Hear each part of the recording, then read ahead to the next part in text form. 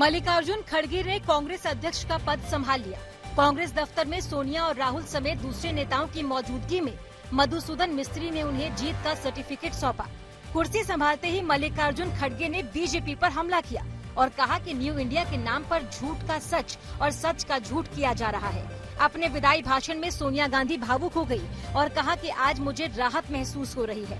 खड़गे के कांग्रेस अध्यक्ष बनने पर बीजेपी ने चुटकी ली और कहा कि उन्हें गुजरात और हिमाचल चुनाव के लिए बलि का बकरा बनाया गया है। गुजरात और हिमाचल चुनाव के लिए सारी पार्टियों ने अपनी तैयारियां तेज कर दी हैं। अध्यक्ष पद संभालते ही मल्लिकार्जुन खड़गे ने कांग्रेस की केंद्रीय चुनाव समिति के साथ गुजरात चुनावों को लेकर माथापच्ची की और 60 सीटों पर चर्चा की। अरविंद केजरीवाल और पंजाब के सीएम भगवंत मान 28 अक्टूबर को चुनाव प्रचार के लिए गुजरात पहुंच रहे हैं। इस बीच बीजेपी ने हिमाचल में चुनाव प्रचार का ब्लूप्रिंट तैयार कर लिया है। सूत्रों के मुताबिक प्रधानमंत्री नरेंद्र मोदी हिमाचल में 4 रैलियां करेंगे। 5 नवंबर को 2 और 9 नवंबर को 2 रैलियां होंगी। ऋषि सुनक के बहाने बीजेपी पर विपक्ष का हमला जारी है। पीडीपी अध्यक्ष महबूबा मुफ्ती ने भारत में सेक्युलरिज्म खत्म होने की बात कही। जम्मू कश्मीर के विलय दिवस पर श्रीनगर के पार्टी दफ्तर में आयोजित कार्यक्रम में पीडीपी की मुखिया ने कहा कि नरेंद्र मोदी के प्रधानमंत्री बनने से पहले हमारे पास मुस्लिम राष्ट्रपति था और सिख पीएम था, लेकिन जब से नरेंद्र मोदी ने सत्ता संभाली है तभी से हालात बिगड़े हैं। देश में मुसलमानों और दलितों को टारगेट करके लिंच किया जा रहा है। महबूबा ने कहा कि हम नहीं चाहते कि इस देश में गोडसे और गुजरात मॉडल लागू हो। जैसे जैसे छठ पूजा नजदीक आ रही है वैसे वैसे सियासत स्पीड पकड़ रही है। बीजेपी ने उपराज्यपाल को चिट्ठी लिखी है जिसमें कहा गया है कि केजरीवाल छठ का सियासी इस्तेमाल कर सकते हैं, इसीलिए छठ घाटों की साफ सफाई करवाई जाए। इस बीच उपराज्यपाल वीके सक्सेना ने दिल्ली में यमुना के तय घाटों पर छठ पूजा के प्रस्ताव को इजाजत दे दी। अरविंद केजरीवाल ने कहा था कि यमुना में कहीं भी छठ किया जा सकता है, लेकिन उपराज्यपाल ने साफ किया है कि सिर्फ तय घाटों पर ही पूजा होगी। उधर कांग्रेस ने केजरीवाल सरकार से छठ पूजा के दिन ड्राई डे घोषित करने की मांग की है। सिद्धू मूसेवाला केस में पंजाबी प्लेबैक सिंगर अफसाना खान से एनआईए ने करीब 5 घंटे पूछताछ की।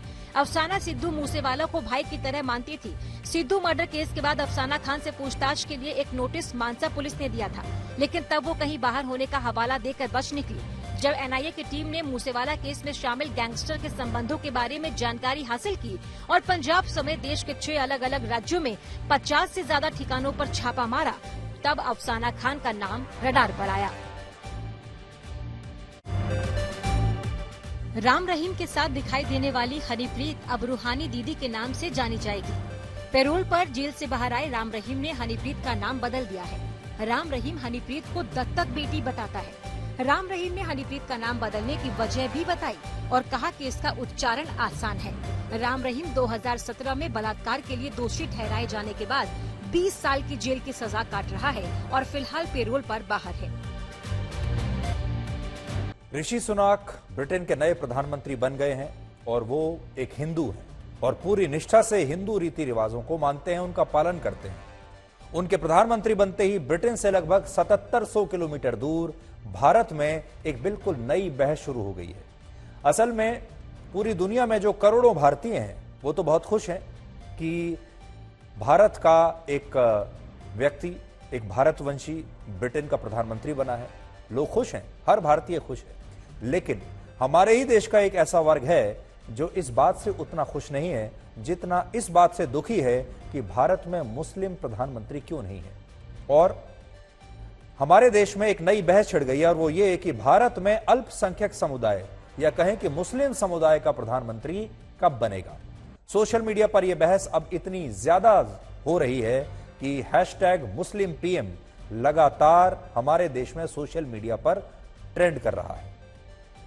पी चिदम्बरम और शशि थरूर के अलावा असदुद्दीन ओवैसी, जम्मू कश्मीर की पूर्व मुख्यमंत्री महबूबा मुफ्ती और हमारे ही देश के खास वर्ग ने अब ये मांग जोर शोर से उठानी शुरू कर दी है कि ब्रिटेन से हमें सीखना चाहिए। ब्रिटेन ने कैसे अपने एक अल्पसंख्यक हिंदू को प्रधानमंत्री बना दिया, वैसा ही भारत में भी होना चाहिए।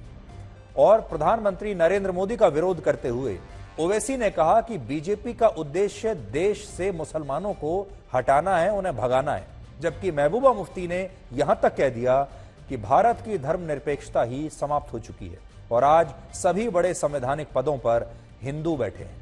इसके अलावा ओवैसी ने अपना एक सपना भी आज देश के साथ शेयर किया है।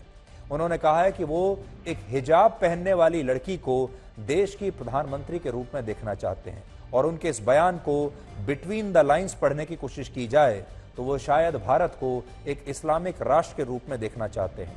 भारत की राजनीति में अब एक नया ट्रेंड चल पड़ा है और वो ये कि विपक्ष प्रधानमंत्री मोदी का विरोध करते करते अब हर बात को धार्मिक चश्मे से देखने लगा है। विपक्ष के नेता मोदी के विरोध में अब भारत का ही विरोध करने लगे हैं। और कमाल इस बात का है कि ब्रिटेन के नए प्रधानमंत्री ऋषि सुनक अगर हिंदू हैं और ब्रिटेन में एक अल्पसंख्यक समुदाय का व्यक्ति प्रधानमंत्री बना भी है, तो विपक्ष के नेता भारत में अब वही सवाल उठा रहे हैं, वही मांग उठा रहे हैं, वो भी बिना किसी तर्क के। आज हम आपके सामने कुछ तर्क रखेंगे जिसके बाद आप खुद फैसला कीजिए कि ओवैसी और महबूबा मुफ्ती जैसे नेताओं के आरोपों में कितना दम है। लेकिन उससे पहले आपको यह बताना चाहते हैं कि आज का जब आप हमारा शो देखेंगे तो उसमें आप ये पाएंगे कि मीडिया पर यह आरोप लगाना बड़ा आसान है कि मीडिया सारे दिन हिंदू मुसलमान करता रहता है, हिंदू मुसलमान के बीच में विभाजन की बातें करता है, सांप्रदायिक खबरें आपको दिखाता है। लेकिन आज आपको बहुत ध्यान से यह देखना चाहिए कि हमारे देश के नेता क्या कर रहे हैं।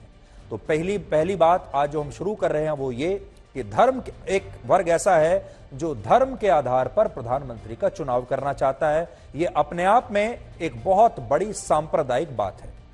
तो अब पॉइंट नंबर 1 ये है कि फिलहाल भारत में पूर्ण बहुमत से चुना हुआ प्रधानमंत्री है, हमारे देश में स्थायी सरकार है और किसी भी तरह का कोई संकट नहीं है, ना तो राजनीतिक संकट है, ना ही हमारे देश में कोई आर्थिक संकट है।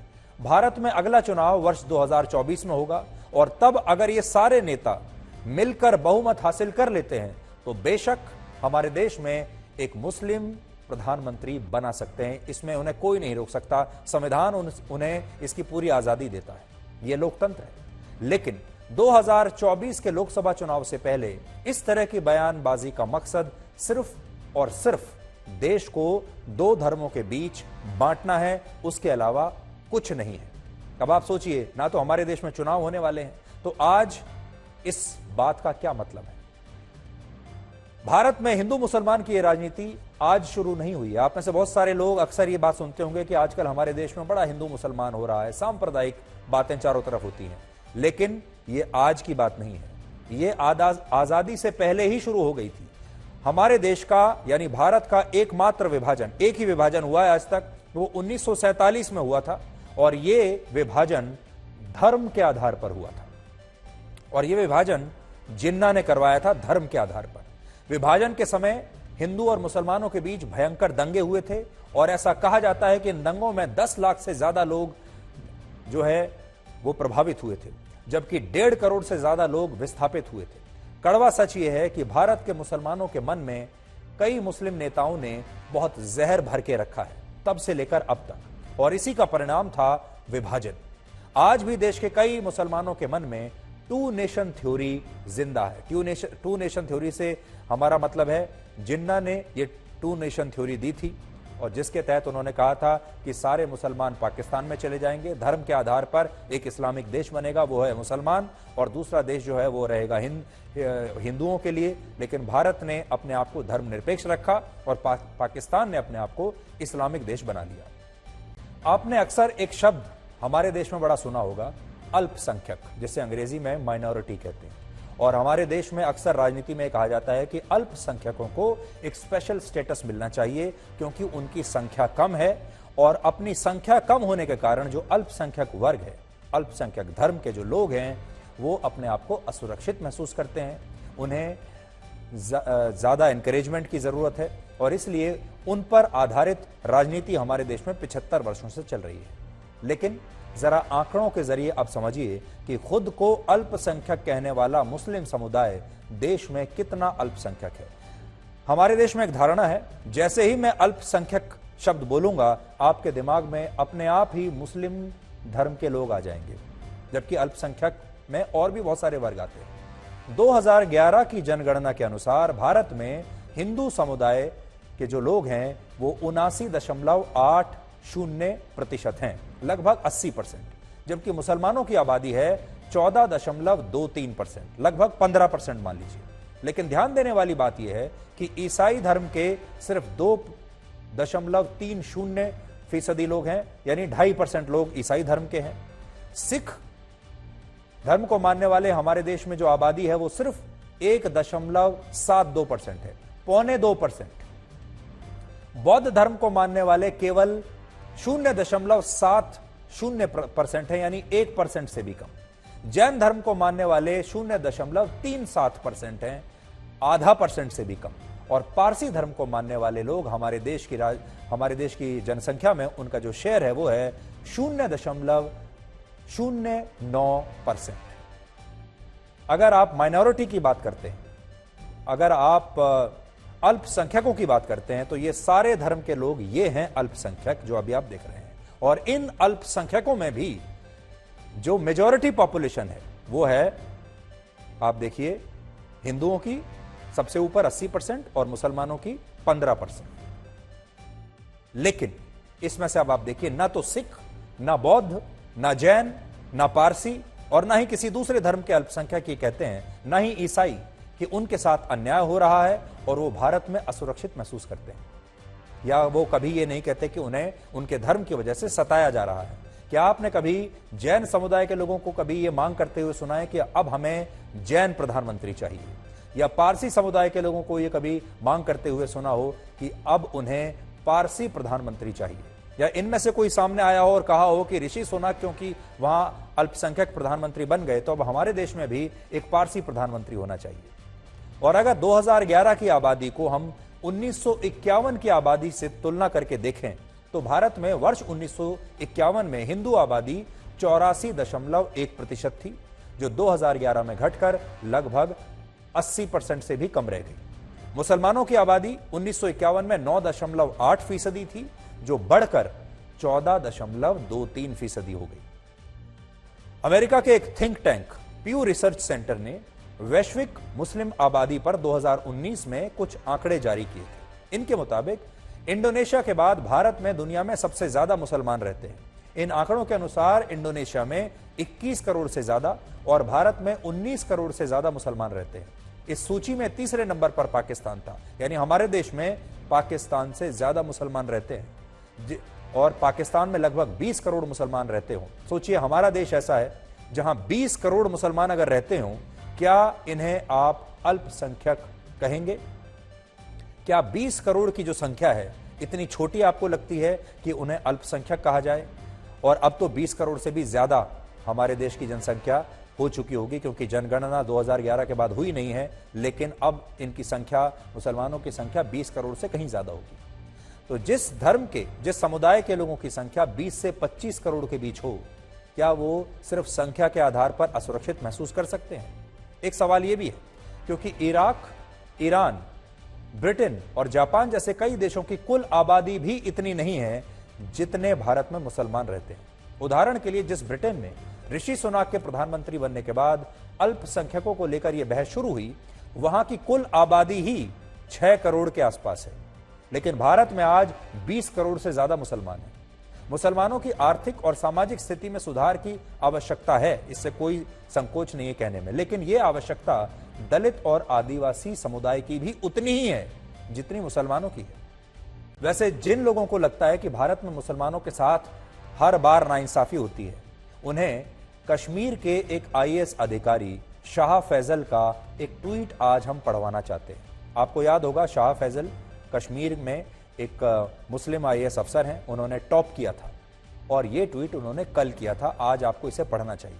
वो लिखते हैं, ये सिर्फ इंडिया में ही संभव है कि कश्मीर का एक मुस्लिम युवा इंडियन सिविल सर्विसेज के एग्जाम में टॉप कर सकता है, सरकारों के टॉप विभागों में पहुंच सकता है, सरकार के खिलाफ लिख सकता है, सरकार के खिलाफ जा सकता है, फिर वही सरकार उसे बचाती भी है और दोबारा अपनाती भी है। ऋषि सुनक का ब्रिटेन का प्रधानमंत्री बनना हमारे पड़ोसियों को जरूर चौंका सकता है, जहां का संविधान गैर मुसलमानों को सरकार के मुख्य विभागों तक पहुंचने से रोकता है, लेकिन भारतीय संविधान ने जातीय और धार्मिक अल्पसंख्यकों के साथ कभी भेदभाव नहीं किया।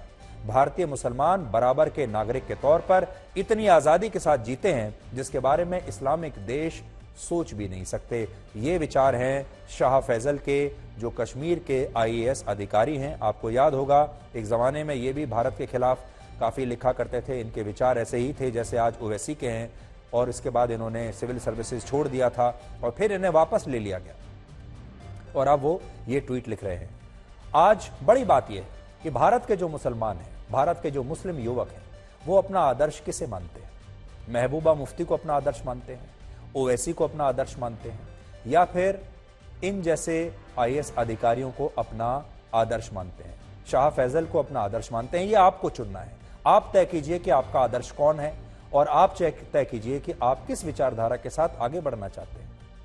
इसके अलावा ओवैसी जब ये आरोप लगाते हैं कि बीजेपी मुसलमानों को खत्म कर देना चाहती है, तो उन्हें सरकारी योजनाओं में मुस्लिम समुदाय को मिलने वाले फायदे के आंकड़े भी जरा देख लेने चाहिए, जो कि वो देखना नहीं चाहेंगे। अगर हम अकेले सिर्फ प्रधानमंत्री आवास योजना की ही बात करें तो आप सच का सामना आज कर पाएंगे। इस योजना के तहत जितने भी घर बने हैं प्रधानमंत्री आवास योजना के तहत, उनमें वर्ष 2016-17 में 5.53% घर मुस्लिम समुदाय को मिले। 2017-18 में 11% मुस्लिम समुदाय को मिले। अगले साल 2018-19 में लगभग 5.5% मुस्लिम समुदाय को मिले। उससे अगले साल 2019 और 20 में 22.4% घर मुसलमानों को मिले।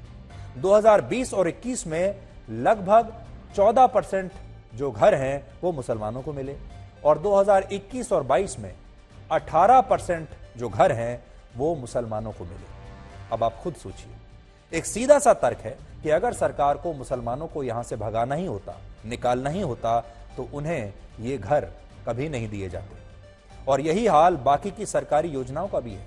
क्या हमारे देश में जो 80 करोड़ लोगों को उनके घर बैठे राशन पहुंच रहा है, उसमें मुसलमान नहीं होंगे? क्या उज्ज्वला योजना जो शुरू हुई उसमें मुसलमान के घरों को हटा दिया गया है? जो मुफ्त शौचालय बनाने की योजना शुरू की, क्या उसमें कुछ ऐसा लिखा है कि वो मुसलमानों के घरों में नहीं बनेंगे?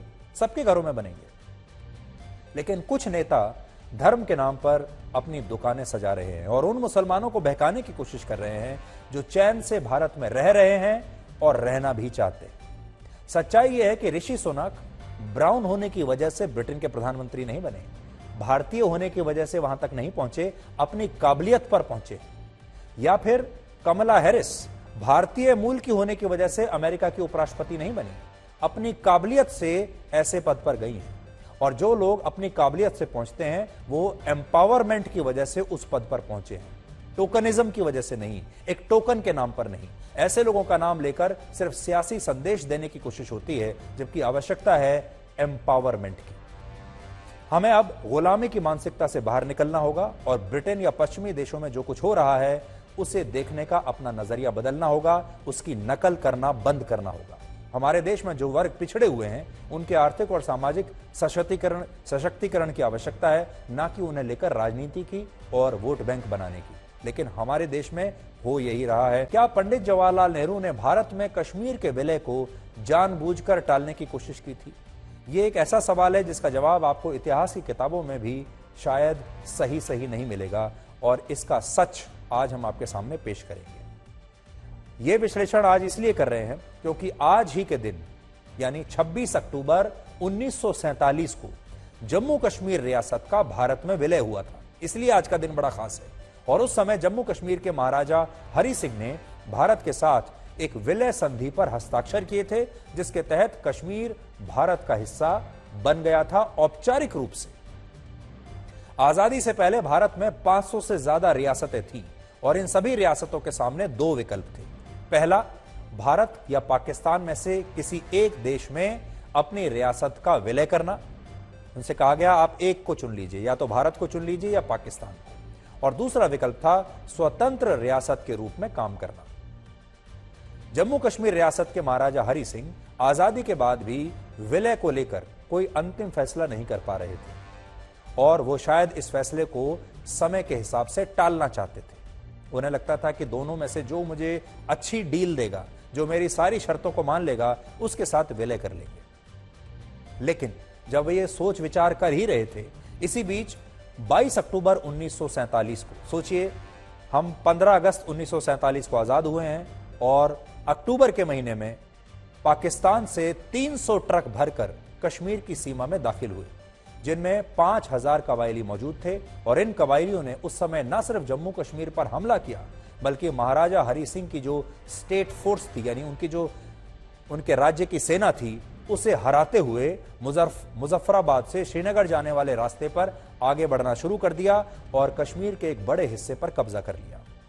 ये मुजफ्फराबाद आज पाकिस्तान ऑक्यूपाइड कश्मीर यानी पीओके की राजधानी है। एक जमाने में ये भारत का हिस्सा हुआ करता था। 22 अक्टूबर 1947 का वो दिन भारत के इतिहास में एक ब्लैक डे यानी काला दिन साबित हुआ, क्योंकि इसके कुछ दिनों के बाद जब युद्ध विराम हुआ तो भारत कश्मीर का एक बहुत बड़ा हिस्सा गंवा चुका था।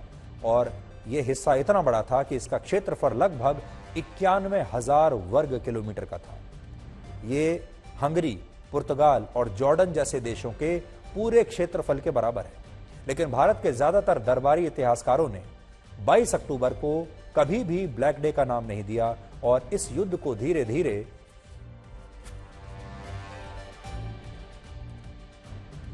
जानबूझकर देश के लोगों की याददाश्त से मिटा दिया गया।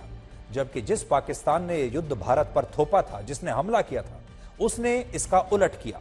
पाकिस्तान आज भी 26 और 27 अक्टूबर को ब्लैक डे के रूप में मनाता है, क्योंकि आज ही के दिन कश्मीर का हमारे देश में विलय हुआ था और फिर 27 अक्टूबर को भारत की सेना का पहला जत्था श्रीनगर पहुंचा।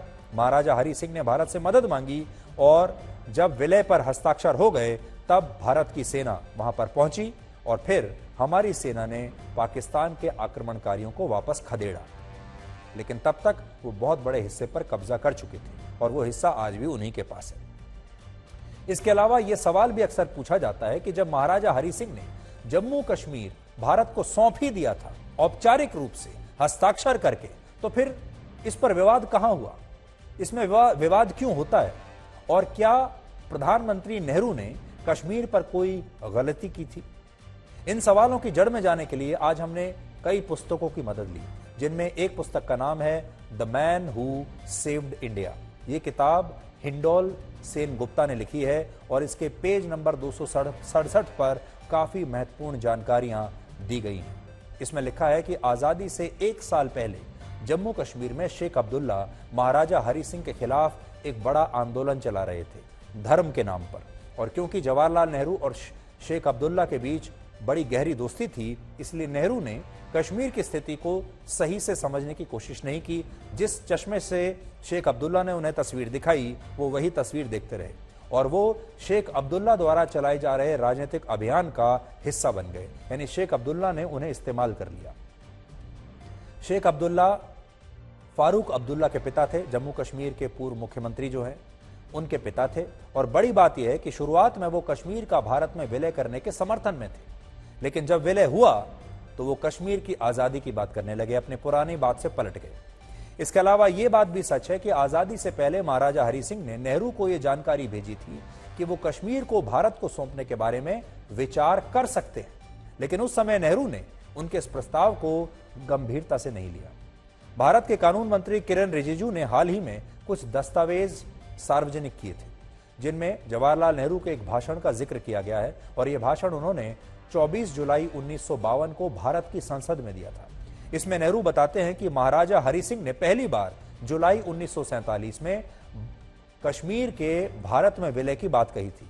हालांकि यह प्रस्ताव तब अनौपचारिक था, लेकिन अगर प्रधानमंत्री नेहरू इसे गंभीरता से लेते तो शायद कश्मीर आजादी के साथ ही भारत में शामिल हो गया होता और 1947 में वहां युद्ध की नौबत कभी नहीं बनती, हालात न बनते। यहां नोट करने वाली बात यह है कि प्रधानमंत्री नेहरू ने खुद संसद में यह कहा कि महाराजा हरि सिंह ने तो विलय के लिए अनौपचारिक संदेश भेजा था, लेकिन वो उनसे और भी बहुत कुछ चाहते थे। आज मैं आपको कुछ पढ़कर सुनाना चाहता हूं उन्होंने क्या कहा। वो कह रहे हैं, When the question of Kashmir at first informally came up before us, it was always before us in a sense, but it came up before us informally round about July or the middle of July. This was before partition, before the actual coming of independence. We made it clear that even if the Maharaja and his government then wanted to accede to India, we would like something much more, that is popular approval of it before we took that step. ये जो मैं आपके सामने पढ़कर सुना रहा हूं, प्रधानमंत्री जवाहरलाल नेहरू का भाषण है जो उन्होंने औपचारिक रूप से दिया था, देश को उन्होंने ये जानकारी दी थी, ऐसा उनका कहना है। अब सोचिए, वो ये कह रहे हैं कि महाराजा हरि सिंह ने अनौपचारिक रूप से उन तक ये संदेश भिजवाया था कि वो कश्मीर का विलय करना चाहते हैं, लेकिन इन्होंने यानी नेहरू ने उसे गंभीरता से नहीं लिया और वो ये कह रहे हैं कि राजा ने तो कह दिया कि हम विलय करना चाहते हैं, लेकिन हम ये भी जानना चाहते थे कि वहां के लोग क्या चाहते हैं। तो हम जो पॉपुलर अप्रूवल है, पॉपुलर अप्रूवल का यहां मतलब है कि वहां की जो जनता है उसका मत क्या है, और अगर जनता चाहेगी भारत में विलय करना तभी हम करेंगे, नहीं तो नहीं करेंगे। और आप सब जानते हैं कि तब कश्मीर में जो मेजॉरिटी पॉपुलेशन थी वो मुसलमानों की थी, हिंदुओं की नहीं थी।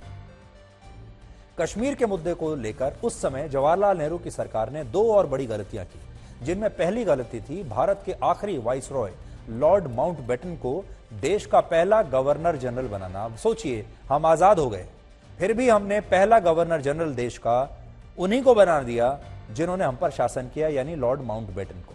आजादी के बाद यह जिम्मेदारी किसी भारतीय नेता को मिलनी चाहिए थी, लेकिन क्योंकि नेहरू के लॉर्ड माउंटबेटन की पत्नी एडविना माउंटबेटन से बड़े अच्छे रिश्ते थे और दोनों के साथ उनकी दोस्ती थी, इसलिए वो लॉर्ड माउंटबेटन को आजादी के बाद भारत का पहला गवर्नर जनरल बनाने के लिए तैयार हो गए। और कौन जानता है, हो सकता है आजादी से पहले, हो सकता है अंग्रेजों ने या लॉर्ड माउंटबेटन ने यह शर्त ही रखी हो कि आजादी के बाद भी आप मुझे इस पद पर नियुक्त करेंगे, जबकि पाकिस्तान ने साफ इनकार कर दिया। उन्होंने ऐसा नहीं किया जैसा हमने किया। पाकिस्तान के पहले गवर्नर जनरल खुद मोहम्मद अली जिन्ना बने और उन्होंने माउंटबेटन को गवर्नर जनरल बनाने से इनकार कर दिया। नेहरू के इस फैसले का ही नतीजा था कि लॉर्ड माउंटबेटन कश्मीर के विलय की इस प्रक्रिया में पूरी तरह से शामिल हुए और उन्होंने उस जमाने में 4 दिन का एक कश्मीर दौरा भी किया, जिसमें वो महाराजा हरि सिंह से मिले और उन्हें नेहरू सरकार के प्रस्ताव के बारे में जानकारी दी। तब लॉर्ड माउंटबेटन ने महाराजा हरि सिंह से कहा कि कश्मीर में जैसे ही कानून व्यवस्था ठीक हो जाएगी और वहां से हमलावरों को खदेड़ दिया जाएगा, उसके बाद विलय का यह मुद्दा जनता की मदद से निपटाया जाएगा। यानी वो महाराजा हरि सिंह को यह भरोसा दिला रहे थे कि अभी भले ही कश्मीर का भारत में विलय हो जाए, लेकिन बाद में जनमत संग्रह जरूर कराया जाएगा। महत्वपूर्ण बात यह है कि यही बात उस समय नेहरू भी कह रहे थे, यानी नेहरू और लॉर्ड माउंटबेटन दोनों एक ही भाषा और एक ही बात कह रहे थे। 1 जनवरी 1948 को भारत ने संयुक्त राष्ट्र के मंच पर कश्मीर के मुद्दे को औपचारिक रूप से उठा दिया, जिसे बहुत बड़ी गलती माना जाता है, क्योंकि तभी से हमने इस मुद्दे का अंतर्राष्ट्रीयकरण कर दिया और इसी के बाद से जो कश्मीर भारत का आंतरिक मामला होना चाहिए था, वो एक बहुत बड़ा अंतर्राष्ट्रीय मुद्दा बन गया। बड़ी गलती ये थी कि इसे यूनाइटेड नेशंस में लेकर कौन गया? जवाब है, जवाहरलाल नेहरू खुद इसे लेकर गए। बड़ी बात यह है कि तब संयुक्त राष्ट्र की स्थापना हुए मुश्किल से 3 साल भी नहीं हुए थे और तब संयुक्त राष्ट्र का इतना प्रभाव दुनिया में था भी नहीं, लेकिन नेहरू ने कश्मीर के मुद्दे को संयुक्त राष्ट्र के मंच पर लाकर इसे एक बहुत बड़ा रूप दे दिया और ऐसा कहा जाता है कि इस पर तब नेहरू और लेडी माउंटबेटन के बीच कुछ बातचीत हुई थी। इसका जिक्र लेडी माउंटबेटन की बेटी, जिनका नाम है पामेला माउंटबेटन, उन्होंने भी अपनी पुस्तक में किया है और वो लिखती हैं कि एक बार जब कश्मीर के मुद्दे को लेकर प्रधानमंत्री नेहरू काफी भावुक हो गए तो लॉर्ड माउंटबेटन ने लेडी माउंटबेटन से कहा कि वो नेहरू से बात करके उन्हें समझाने की कोशिश करें। और उस समय लेडी माउंटबेटन ने नेहरू को कश्मीर के मुद्दे पर क्या समझाया, ये तो वो दोनों ही जानते होंगे और कोई नहीं जानता, लेकिन ये बात पूरा देश जानता है कि इसी समय अवधि में भारत के संविधान में जम्मू कश्मीर को विशेष राज्य का दर्जा दिया गया, जो कि उस समय नहीं देना चाहिए था और उस समय डॉक्टर भीमराव अंबेडकर ने भी इसका पुरजोर विरोध किया था। इसलिए 2 बड़ी गलतियां हुई। पहली बड़ी गलती, इस कश्मीर के मामले को संयुक्त राष्ट्र में नहीं ले जाना चाहिए था और नेहरू ले गए, ये गलती। और दूसरा, जम्मू कश्मीर को विशेष राज्य का दर्जा नहीं देना चाहिए था और नेहरू ने वो काम भी किया। इसके अलावा जिस समय भारत का विभाजन हुआ तब देश के सरकारी खजाने में लगभग 400 करोड़ रुपए जमा थे और विभाजन के तहत यह तय हुआ कि इनमें से इस 400 करोड़ में से 75 करोड़ रुपए पाकिस्तान को दिए जाएंगे, क्योंकि जो खजाना था संयुक्त भारत का उसमें यह पाकिस्तान का हिस्सा है। और समझौते के मुताबिक भारत ने 20 करोड़ रुपए की पहली किश्त पाकिस्तान को आजादी के समय ही दे दी और दूसरी किश्त में भारत को 55 करोड़ रुपए और पाकिस्तान को देने थे। लेकिन इससे पहले ही पाकिस्तान ने 22 अक्टूबर 1947 को कश्मीर पर हमला कर दिया और इसके बाद सरदार पटेल ने यह कहा कि अब जब तक पाकिस्तान कश्मीर की जिद नहीं छोड़ देता तब तक उसे ये 55 करोड़ रुपए नहीं दिए जाने चाहिए। यानी ये जो पेमेंट होनी है पाकिस्तान को खजाने से, इसे हमें होल्ड कर लेना चाहिए। लेकिन महात्मा गांधी और प्रधानमंत्री नेहरू इस मुद्दे पर सरदार पटेल के खिलाफ हो गए और महात्मा गांधी ने तो यहां तक कह दिया कि अगर पाकिस्तान को यह पैसा नहीं दिया गया तो वो आमरण अनशन करेंगे। सोचिए, महात्मा गांधी को भी कश्मीर के मुद्दे से ज्यादा इस बात की चिंता थी कि पाकिस्तान को उसके हिस्से के 55 करोड़ रुपए मिलने ही चाहिए, जबकि सरदार पटेल चाहते थे कि भारत इसके बदले में पाकिस्तान से पहले ये वादा ले, ये शर्त रखे कि वो कश्मीर की तरफ दोबारा आंख उठाकर भी देखेगा नहीं। लेकिन ऐसा हुआ नहीं और इसका जिक्र इस दस्तावेज में है जो हमने एक पुस्तक से लिया है और इस पुस्तक का नाम है the man who saved India. वो पुस्तक भी मैं आज लेकर आया हूं और आपको बताता हूं कि उसमें क्या लिखा है। Kashmir was not the only dispute, there were other equally acrimonious issues. There had been disputes between Patel and Nehru and Gandhi and even Mountbatten on the issue of sending Pakistan the rupees 55 crore due to it from its share of the treasury. Patel was of the firm belief that India should stick to what had been agreed at partition. The money would be cleared, but only after a final settlement on Kashmir. यानी पटेल के जो विचार थे, सोचिए कितने साफ थे इस पर। पटेल ने कहा कि 55 करोड़ रुपए की जो पेमेंट है पाकिस्तान को, अब वो तब की जाएगी जब पाकिस्तान कश्मीर पर भारत के साथ समझौता कर लेगा, उसके बाद ये पैसा रिलीज होगा। ऐसा सरदार पटेल चाहते थे। लेकिन महात्मा गांधी ने और प्रधानमंत्री नेहरू ने ये होने नहीं दिया। महात्मा गांधी के अलावा सरदार पटेल के लिए भी ऐसा कहा जाता है कि वो आजादी के समय इस बात के लिए राजी हो गए थे कि कश्मीर पाकिस्तान को सौंप दिया जाए। यह भी बड़ी बात आज आपको बता रहे हैं और उन्हें इसमें एक समय ऐसा था जब कोई आपत्ति नहीं थी। असल में सरदार पटेल कश्मीर से ज्यादा हैदराबाद को लेकर चिंतित थे, क्योंकि उन्हें डर था कि अगर हैदराबाद के नवाब ने अपनी रियासत का विलय पाकिस्तान में कर लिया तो यह भारत की सुरक्षा के लिए एक बहुत बड़ा खतरा हो जाएगा, क्योंकि हैदराबाद रियासत दक्कन यानी भारत के दक्षिण में मौजूद थी और अगर ये क्षेत्र पाकिस्तान के पास चला जाता तो भारत के कई राज्य पाकिस्तान के एक क्षेत्र से घिर जाते, जबकि जम्मू कश्मीर तो पाकिस्तान की सीमा से पहले ही लगा हुआ था। इसलिए सरदार पटेल को लगता था कि अगर कश्मीर पाकिस्तान में शामिल हो भी जाए तो इससे भारत के लिए ज्यादा चुनौतियां पैदा नहीं होंगी। इस बात का जिक्र इस पुस्तक में भी किया गया है जो महात्मा गांधी के पोते राजमोहन गांधी ने लिखी है। वो पुस्तक भी आज अपने साथ में लेकर आया हूं, देखिए।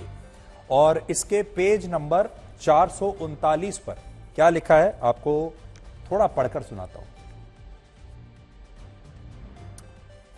उसमें वो कहते हैं Sardar Patel, if Hyderabad does not see the writing on the wall it goes the way Junagadh has gone. Pakistan attempted to set off Kashmir against Junagadh when we raise the question of settlement in a democratic way. They यानी Pakistan at once told us that they would consider it if we applied that policy to Kashmir. Our reply was that we would agree to Kashmir if they agreed to Hyderabad. यानी अगर वो हैदराबाद छोड़ने को तैयार हो जाते हैं तो फिर हम भी कश्मीर छोड़ने को तैयार हो जाएंगे। ऐसा सरदार पटेल एक समय में सोचते थे, ये उनके विचार थे। हालांकि जब सरदार पटेल ने यह देखा कि पाकिस्तान ने जूनागढ़ के विलय के निवेदन को स्वीकार कर लिया है तो उन्होंने कश्मीर को लेकर अपनी रणनीति बदल दी और उन्होंने तब कहा कि वो कश्मीर की 1 इंच जमीन भी अब पाकिस्तान को नहीं लेने देंगे। कुल मिलाकर कहें तो आज विवाद कश्मीर को लेकर नहीं है, बल्कि विवाद उन गलतियों की वजह से है, उन गलतियों को लेकर है जो हमारे देश के नेताओं ने कश्मीर के मामले में एक के बाद एक की। उस खबर का विश्लेषण करेंगे जिस पर आज दिन भर हमारे देश में बहस हो रही है। आपने भी ये सुन लिया होगा अब तक क्योंकि आज दिल्ली के मुख्यमंत्री अरविंद केजरीवाल ने यह मांग की है कि भारत का जो करेंसी नोट है, रुपए का जो नोट है, उस पर महात्मा गांधी के साथ अब हिंदू देवी देवता यानी लक्ष्मी जी और गणेश जी की तस्वीर भी अंकित होनी चाहिए। और अपनी इस मांग के पीछे उन्होंने दो बड़ी वजह बताई है। पहला, उनका यह कहना है कि इस समय रुपया डॉलर के मुकाबले लगातार गिर रहा है और देश की अर्थव्यवस्था भी कमजोर हो रही है, इसलिए अब भारत को भगवान ही बचा सकते हैं। दूसरा, उनका कहना है कि अगर भारत के करेंसी नोट पर लक्ष्मी गणेश को स्थान दिया जाता है तो यह भारत की अर्थव्यवस्था के लिए बड़ा शुभ होगा और इससे देश को उनका यानी भगवान का आशीर्वाद मिलता रहेगा और इससे डॉलर की तुलना में रुपए की स्थिति भी सुधर जाएगी। तो उन्हें लगता है कि सिर्फ लक्ष्मी गणेश की तस्वीर छापने से ही रुपया मजबूत हो जाएगा। भारतीय अर्थव्यवस्था की स्थिति बहुत अच्छी नहीं है। भारतीय अर्थव्यवस्था काफी नाजुक दौर से गुजर रही है। हमें अपनी अर्थव्यवस्था को सुधारने के लिए, भारत को आगे तरक्की देने के लिए बहुत सारे एफर्ट्स की जरूरत है, लेकिन उसके साथ साथ देवी देवताओं के आशीर्वाद की भी जरूरत है। अगर भारतीय करेंसी के ऊपर एक तरफ गांधी जी की तस्वीर है, वो एज इट इज रहे, दूसरी तरफ अगर लक्ष्मी जी की और गणेश जी की तस्वीर होगी तो इससे पूरे देश को उनका आशीर्वाद मिलेगा। केंद्र सरकार से और माननीय प्रधानमंत्री जी से अपील करता हूं कि भारतीय करेंसी के ऊपर लक्ष्मी जी की और गणेश जी की तस्वीर लगाई जाए। आप भी हैरान रह गए होंगे कि अरविंद केजरीवाल को अचानक रातों रात हिंदू धर्म की उनकी जो आस्था है वो अचानक कैसे जाग गई। इसका बड़ा कारण है, क्या है अभी आपको बताएंगे, लेकिन अभी आप ये समझ लीजिए, आज ब्लैक एंड व्हाइट के शुरुआत में हमने आपको बताया वो नेता जो मुसलमानों पर राजनीति कर रहे हैं, अब देखिए वो नेता जो हिंदू धर्म पर राजनीति कर रहे हैं और दोनों का मकसद एक ही है, वोट हासिल करना। हिंदू धर्म में लक्ष्मी जी को धन की देवी और गणेश जी को समृद्धि के देवता माना गया है, यानी लक्ष्मी गणेश आर्थिक समृद्धि लाने वाले देवी देवता हैं और इसी वजह से हमारे देश में दिवाली के मौके पर उनकी पूजा होती है।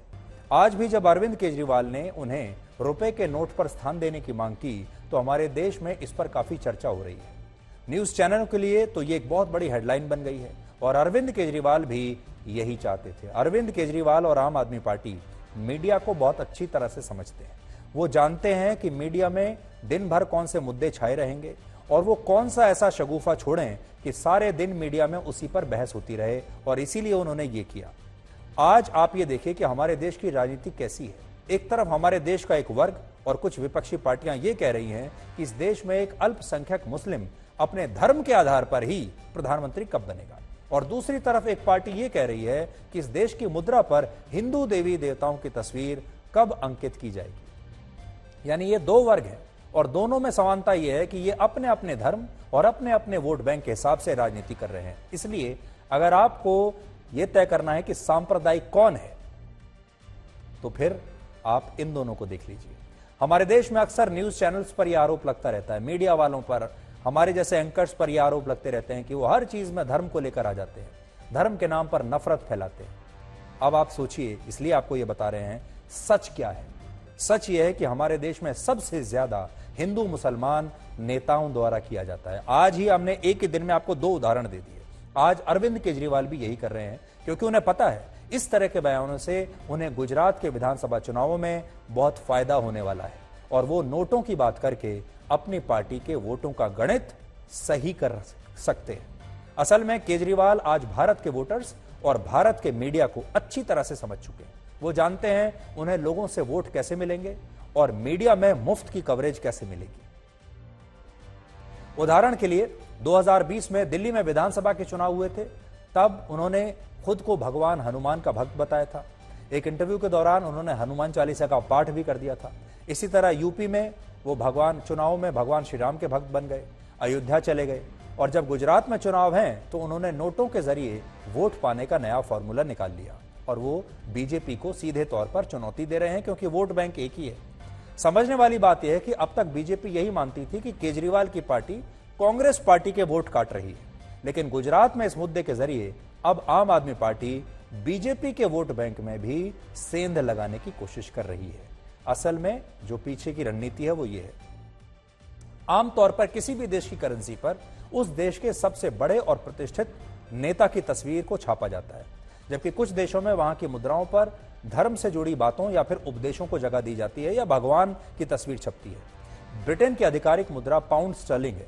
वहां नोटों पर किसी नेता की जगह राजा या रानी की तस्वीर होती है। जैसे क्वीन एलिजाबेथ II जब जीवित थी तब वहां नोटों पर उनकी तस्वीर थी।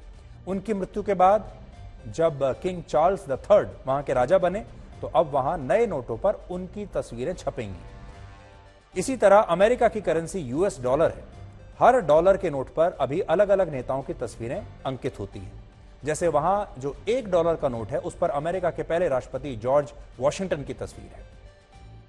इसी तरह चीन की करेंसी युआन है और उसके नोटों पर कम्युनिस्ट पार्टी के संस्थापक और पहले राष्ट्रपति माओ त्से तुंग की तस्वीर छपी होती है। सऊदी अरब के करेंसी नोट पर वहां के संस्थापक शेख जायद बिन सुल्तान अल नाहयान की तस्वीर है। इसके साथ ही वहां के नोटों पर शेख जायद मस्जिद की तस्वीर भी छपी होती है। इसके अलावा कुछ ऐसे देश भी हैं जहां की मुद्राओं पर देवी देवताओं की तस्वीर है। जैसे इंडोनेशिया मुस्लिम बहुल देश है, लेकिन वहां के नोटों पर गणेश जी की तस्वीर है। इसके अलावा वहां के नोटों पर इंडोनेशिया के पहले शिक्षा मंत्री और स्वतंत्रता सेनानी की भी एक तस्वीर छपी होती है। भारत में नोटों का चलन ब्रिटिश सरकार के दौरान शुरू हुआ और उस समय इन नोटों पर ब्रिटेन के महाराजा किंग जॉर्ज V और क्वीन विक्टोरिया की तस्वीरें हुआ करती थी। आजादी के बाद 1949 में पहला ₹1 का नोट छपा, उस पर अशोक स्तंभ की तस्वीर छपी थी। बाद में रिजर्व बैंक ऑफ इंडिया ने महात्मा गांधी के जन्म शताब्दी के वर्ष 1969 में पहली बार ₹100 के नोट पर महात्मा गांधी की तस्वीर छापनी शुरू की। गांधी जी की जो तस्वीर आजकल आपको नोटों पर दिखती है, यह पहली बार 1987 में छपी थी हमारे देश में।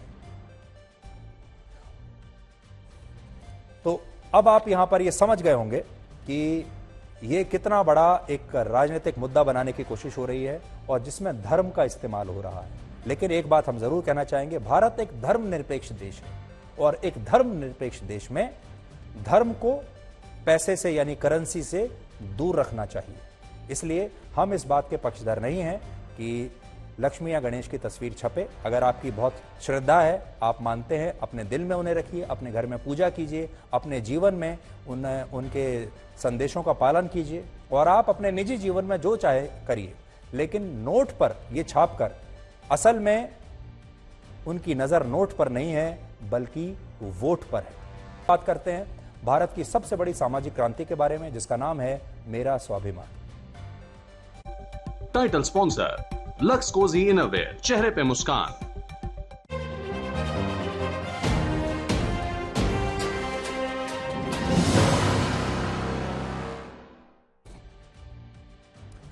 इस अभियान में हम आपको ऐसी कहानियां दिखाते हैं जिससे समाज की सोच बदल सके। हमें खुशी है कि लोग हमारी इस मुहिम से लगातार जुड़ रहे हैं और आज हमारी कहानी के किरदार हैं रायपुर के 2 ऑटो रिक्शा चालक। आज उनकी कहानी देखिए।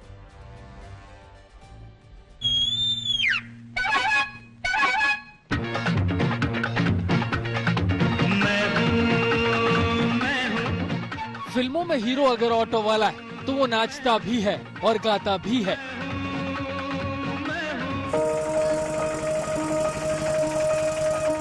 लेकिन असल जिंदगी में ऑटो वालों के लिए जिंदगी आसान नहीं है। ई रिक्शा के आने के बाद यात्रियों की किल्लत बढ़ी है और मुसाफिरों का व्यवहार कई बार उनके स्वाभिमान को ठेस पहुंचाता है। बहुत ठेस पहुंचती मैडम हमारे सम्मान को, क्योंकि हम ऑटो वाले ये तो नहीं कि गए गुजरे हैं जी। ऑटो चलाते अपने परिवार के लिए चलाते हैं, 2 पैसा बने तो हमारे परिवार का पेट रोजी चले, उस बेस के लिए हम लोग आते हैं, नाइट चलाते हैं। यहाँ रात में लगी सवारी नहीं लगी तो ऐसे भी घर चले जाते हैं। ऑटो वालों की बड़ी शिकायत है कि कई यात्री पहले मोल भाव कर ऑटो में बैठ जाते हैं और फिर अपने ठिकाने पर पहुंचने के बाद कम किराया देते हैं।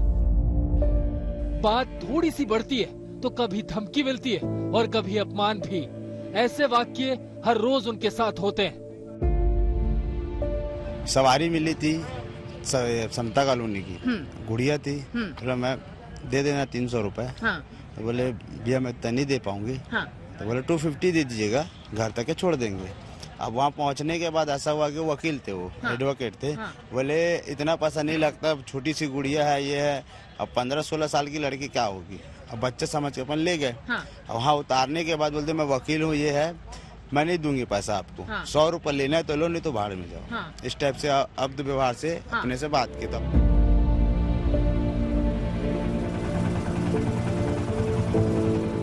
लॉकडाउन ने ऑटो वालों की हालत बुरी तरह से खराब की। जिन लोगों ने कर्ज लेकर ऑटो खरीदा था उन्हें बहुत दिक्कत हुई, लेकिन उनका दर्द सिर्फ आर्थिक परेशानियों का नहीं है। उनका असल दर्द है सवारी कई बार उनकी मजबूरी का फायदा उठाती है। बस स्टैंड में कहीं ऐसी सवारी आती मैडम, कहीं हॉस्पिटलों की सवारी आती, जिसमें रात में ऑटो नहीं रहने पे हम लोग यहाँ सेवक लोग हैं, उनको परेशानी को देखते हुए हम लोग उनको हॉस्पिटल वगैरह ले आके छोड़ते हैं। वहाँ तो चले जाते हैं, यहाँ से तो ऑटो नहीं मिलती करके ले जाने के बाद में हमको पैसे देने में प्रॉब्लम देते, ऊपर से बदमाशी टाइप से बात करते, हमारे स्वाभिमान को ठेस पहुँचाते हैं। तो आप भी हमारी इस मुहिम के साथ जुड़ सकते हैं। ये नंबर हमेशा याद रखिए, नोट कर लीजिए, 8657900895। आप अपना वीडियो बनाकर भेज सकते हैं, अपना सुझाव भेज सकते हैं, अपनी कहानी देश के साथ शेयर कर सकते हैं। बोलो जी, ये लोग कांप क्यों रहे हैं? इनको ठंड लग रही है, लेकिन हम क्यों नहीं कांप रहे? हमने लक्स स्कॉच वूल पहना है। बोलो जी, शाबाश। चाचू आपको पसीने क्यों आ रहे हैं? लक्स स्कॉच वूल दे, सर्दी में भी गर्मी का एहसास। लक्स स्कॉच वूल दे, सर्दी में भी गर्मी का एहसास। चाचू। अब सर्दियों की कोई टेंशन नहीं। क्यों? लक्स पार्कर, इसका स्पेशल फैब्रिक बनाता है इसे एकदम पतला और ज्यादा गर्म, तो चाहे इसे ऑफिस पहन के जाओ या स्कूल यूनिफॉर्म के नीचे, इसकी फिट रखे आपको सुपर कंफर्टेबल। लक्स पार्कर, गर्म भी पतला भी। हम आपकी कहानी पूरी दुनिया को सुनाएंगे और आपके स्वाभिमान के लिए आवाज उठाएंगे। आज तक पर आलोचना से कभी घबराएं नहीं। कुछ लोगों को अपनी सफलता का एकमात्र स्वाद आपको आहत करने में ही आता है।